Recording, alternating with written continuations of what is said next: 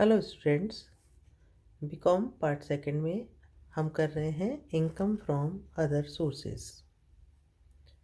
Income from other sources में आज हम जिस मत पर डिस्कस कर रहे हैं वो है प्रतिभूतियों पर ब्याज, इंटरेस्ट ऑन सिक्योरिटीज़।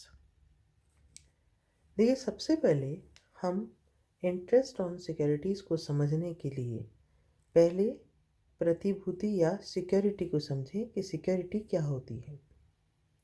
तो नॉर्मली हम सब कॉमर्स के स्टूडेंट्स हैं और हमने पढ़ा है कि सिक्योरिटी क्या होती है, तो वही यहाँ भी हम देखेंगे कि प्रतिभूति एक ऐसा प्रपत्र होता है जो सरकार अथवा ऋण लेने वाले द्वारा ऋण की स्वीकृति के रूप में सामान्य जनता को जारी किया जाता है तथा जिस पर पूर्व निर्धारित दर से ब्याज दिया जाता है, भले ही प्रतिभूति निर्गमित करने वाले को लाभ हो अथवा हानि।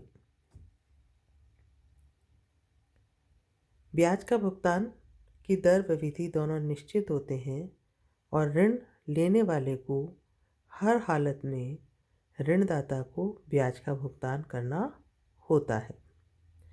ये जो ब्याज जिसकी हम कह रहे हैं तिथि और दर निश्चित होती है, ये त्रैमासिक हो सकता है, हाफ ईयरली अर्धवार्षिक होता है या वार्षिक हो सकता है।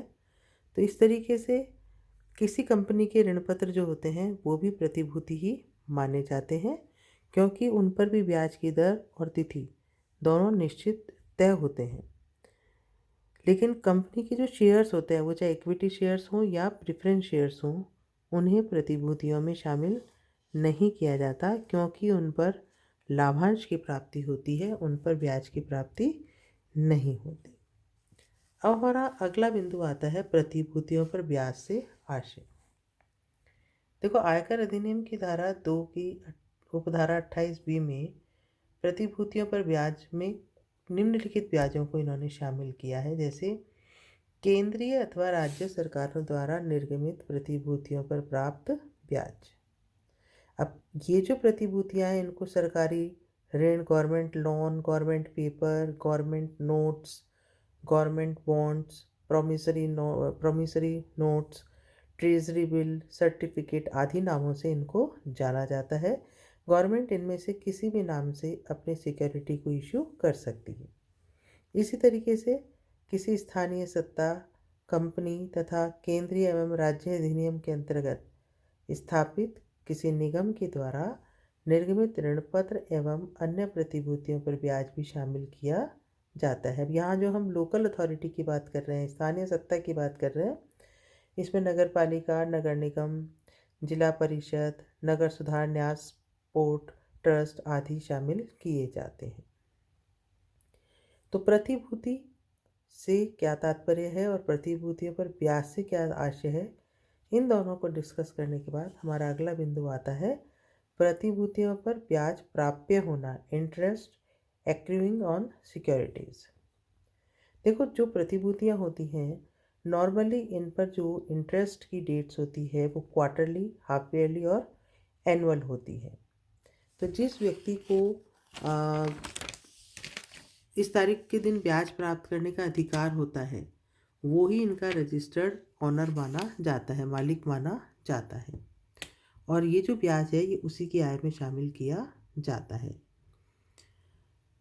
अब अगर हम बात करते हैं तो प्रतिभूतियों को हम कितने भागों में विभाजित कर सकते हैं, तो आयकर के दृष्टिकोण से प्रतिभूतियाँ दो प्रकार की होती है, कर योग्य प्रतिभूतियाँ टैक्सेबल सिक्योरिटीज़ और कर मुक्त प्रतिभूतियाँ टैक्स फ्री सिक्योरिटीज़।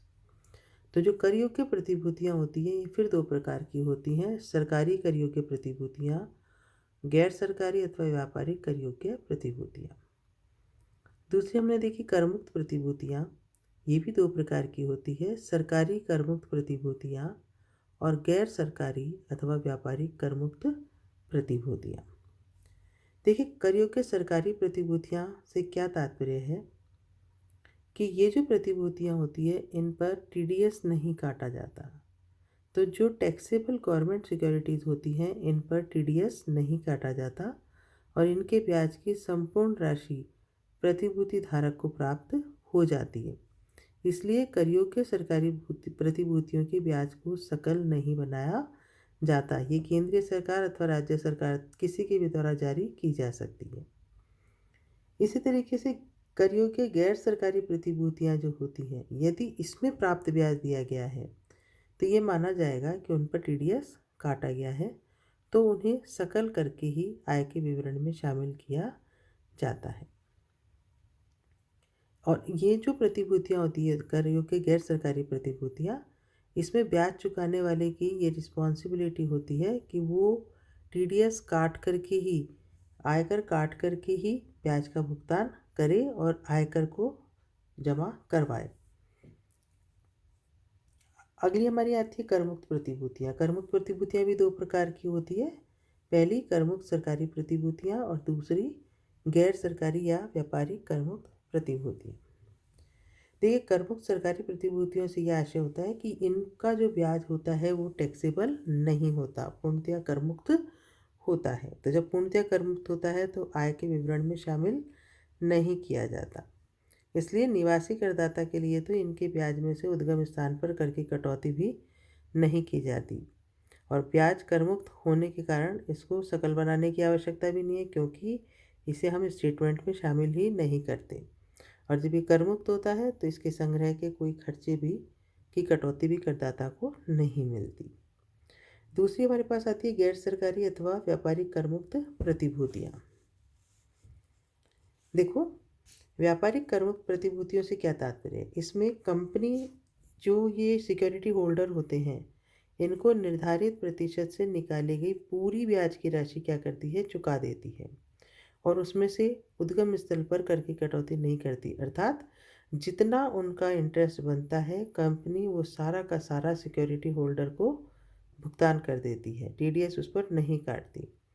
लेकिन टीडीएस काटना आवश्यक है, तो कंपनी क्या करती है? अपने पास से जितना उस ब्याज पर कर बनता है वो कर की राशि सरकारी कोष में जमा करवाती है।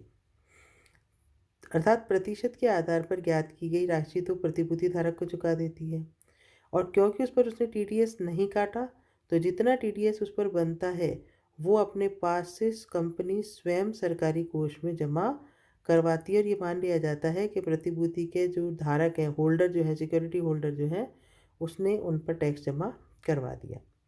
तो यहाँ करदाता को प्राप्त ब्याज में उसे जो नकद राशि प्राप्त हुई है वो प्लस उसके कर की राशि जो कंपनी द्वारा चुकाई गई है, वो दोनों को मिला करके आय के विवरण में शामिल किया जाता है।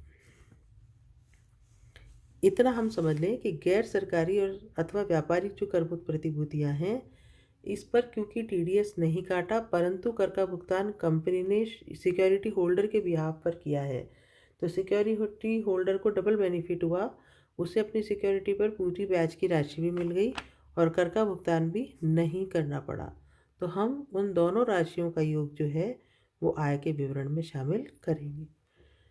अगला आता है हमारा deduction of tax at source, उद्गम स्थल पर कर की कटौती। हम बार बार इस बिंदु पर चर्चा कर रहे हैं, TDS deduction of tax at source. तो प्रतिभूतियों पर ब्याज चुकाने वाले व्यक्ति का ये उत्तरदायित्व होता है कि वो संबंधित वित्त अधिनियम में जो भी दरें टीडीएस रेट की टैक्स की जो निर्धारित की गई हैं, उनके अनुसार ब्याज में से उद्गम स्थल पर कर की कटौती करे, अर्थात टीडीएस करे, तथा सरकारी कोष में उसे जमा करा दे। लेकिन अब मैं आपको कुछ ऐसी प्रतिभूतियों के नाम बताने वाली हूँ जिन पर टीडीएस नहीं काटा जाता। जैसे केंद्र सरकार अथवा राज्य सरकार की जो प्रतिभूतियाँ होती है, उन पर टीडीएस नहीं काटा जाता। लेकिन 1 जून 2007 से यदि किसी निवासी करदाता को वित्तीय वर्ष के दौरान 8% savings bonds, taxable savings bonds 2003 पर यदि 10,000 रुपये से अधिक का ब्याज दे है, तो ऐसे ब्याज में से टीडीएस काटा जाएगा। तो केंद्र सरकार अथवा राज्य सरकार की प्रतिभूतियों के पर देय ब्याज पे से वैसे तो टीडीएस नहीं कटता, लेकिन 1 जून 2007 से यदि किसी निवासी करदाता को किसी फाइनेंशियल ईयर के दौरान 8% सेविंग टैक्सेबल बॉन्ड्स पर 2000 पर 10,000 से अधिक यदि ब्याज मिलता है, तो उस पर टीडीएस काटा जाएगा। इसी तरीके से नेशनल सेविंग सर्टिफिकेट्स के 8th इशू पर जो इंटरेस्ट होता है उस पर टीडीएस नहीं काटा जाता। फॉरेन जो कंसर्न्स होती हैं, विदेशी संस्थाएं होती हैं, उनकी प्रतिभूतियों पर जो ब्याज होता है उस पर टीडीएस नहीं काटा जाता। सहकारी समिति, भूमि बंधक सहकारी बैंक तथा भूमि विकास सहकारी बैंक द्वारा निर्गमित ऋण पत्रों पर देय ब्याज पर भी टीडीएस नहीं काटा जाता। इसी तरीके से पब्लिक सेक्टर की कुछ कंपनियों के ऐसे बॉन्ड्स होते हैं जिन पर टीडीएस नहीं काटा जाता और इसकी अधिसूचना जो है वो जारी कर दी जाती है। ऐसे कौन कौन सी प्रतिभूतियां हैं, कौन कौन सी ऐसी सार्वजनिक क्षेत्र की कंपनियां हैं? सबसे पहले इसमें देखो, हम देखेंगे रूरल इलेक्ट्रिफिकेशन कॉरपोरेशन लिमिटेड, नई दिल्ली के 14% बॉन्ड जो हैं उन पर टीडीएस नहीं काटा जाता। Neyveli lignite corporation limited, Neyveli Tamil Nadu के 14% एवं 13% बॉन्ड्स पर टीडीएस नहीं काटा जाता। National thermal power corporation limited, नई दिल्ली के 14% and 13% bonds. Indian telephone industries limited, Bangalore के 14% and 13% bonds. Housing development finance corporation limited, Bombay के 12.5% एवं 13% बॉन्ड्स की कई सीरीज़ हैं जिन पर टीडीएस नहीं काटा जाता। National hydro electric power corporation limited, नई दिल्ली के 14% एंड 13% बॉन्ड्स पर टीडीएस नहीं काटा जाता। महानगर टेलीफोन निगम लिमिटेड, नई दिल्ली के 14% एंड 13% बॉन्ड्स पर टीडीएस नहीं काटा जाता। Housing and urban development corporation limited, हुडको के 13% बॉन्ड्स पर टीडीएस नहीं काटा जाता।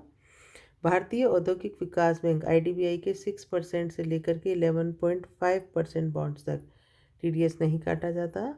भारतीय औद्योगिक साख एवं विनियोग निगम लिमिटेड, जिसको कि हम आईसीआईसीआई के नाम से जानते हैं, उसके 6.25% से लेकर के 11.5% बॉन्ड्स की कई सीरीज पर टीडीएस नहीं काटा जाता। भारतीय औद्योगिक वित्त निगम लिमिटेड आईएफसीआई के 6% से लेकर के 11.5% बॉन्ड्स की अनेक ऐसी सीरीज है जिन पर टीडीएस नहीं काटा जाता। इसी तरीके से जनता के सार्वजनिक हित वाली कंपनी द्वारा किसी भी प्रकार के ऋण पत्रों पर देय ब्याज, बशर्ते कि ब्याज का भुगतान भारत में निवासी व्यक्ति द्वारा अथवा हिंदू अभिजात परिवार को दे हो, एचयूएफ को दे हो। इसमें भी कुछ बातों का ध्यान रखना पड़ता है कि कंपनी द्वारा ब्याज का भुगतान पाने वाले के खाते में अकाउंट पे चेक से जमा होना चाहिए। साथ ही साथ जो हमारा वित्तीय वर्ष 2019-20 है उसके दौरान व्यष्टि और एचयूएफ को जो ब्याज दिया जा रहा है वो कुल मिलाकर 5,000 रुपये से अधिक नहीं होना चाहिए।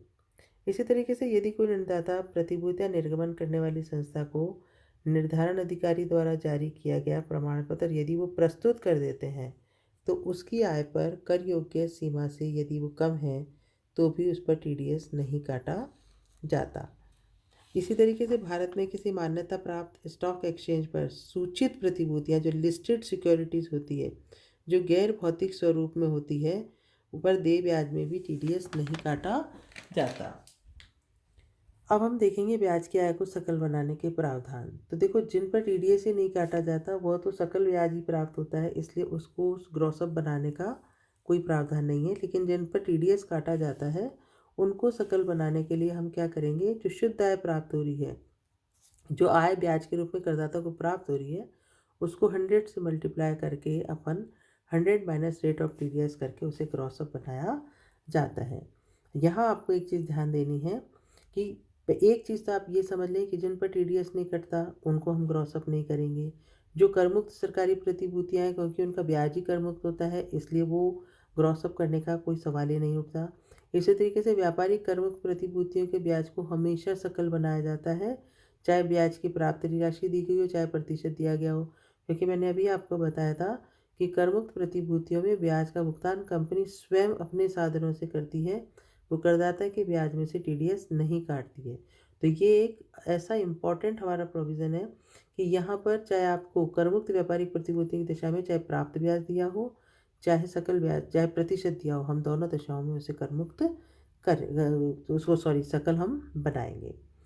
और इसी तरीके से हम जब किसी भी सिक्योरिटी का अगर हमें प्राप्त ब्याज दिया गया है तो एक प्रेस्क्राइब्ड जो रेट ऑफ टीडीएस जो होता है उसके आधार पर हम इस सूत्र की सहायता से क्या करते हैं, उसे क्रॉसअप बनाते हैं। तो स्टूडेंट्स, मैं समझती हूँ इंटरेस्ट ऑन सिक्योरिटीज़ आपको समझ आया होगा। इसके कुछ और ऐसे प्रोविजंस हैं, कुछ और ऐसी सिक्योरिटीज़ हैं जिनको हम विशिष्ट प्रतिभूतियों में शामिल करते हैं। उनके संबंध में आयकर अधिनियम में जो प्रावधान है, अगली क्लास में हम उन्हें डिस्कस करेंगे। धन्यवाद।